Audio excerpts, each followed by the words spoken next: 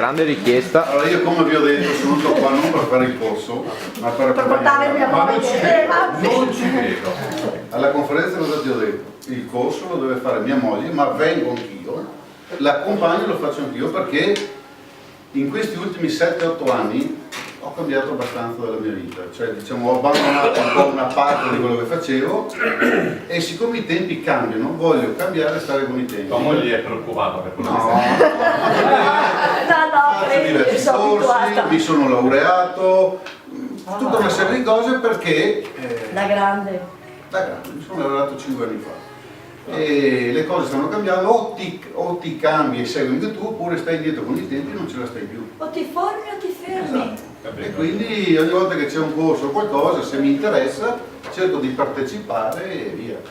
Anche noi con il nostro lavoro abbiamo delle giornate di aggiornamento professionale, a volte capita che ci sono dei corsi in cui possono rientrare nelle nostre materie e chiedo di andare a fare autoformazione in quei giorni, che è di sabato e domenica, quindi nelle mie giornate libere, però mi scontrano quei 2 giorni che non consumo durante la settimana ma consumo le mie giornate.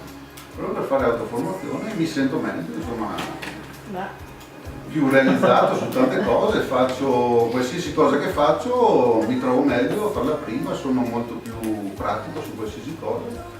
Oggi diciamo mi sento anche più realizzato con questo corso, perché giustamente il venerdì dice c'è la confusione, il sabato c'è il caos, oggi diciamo che abbiamo cominciato a mettere in pratica e quindi sono soddisfatto.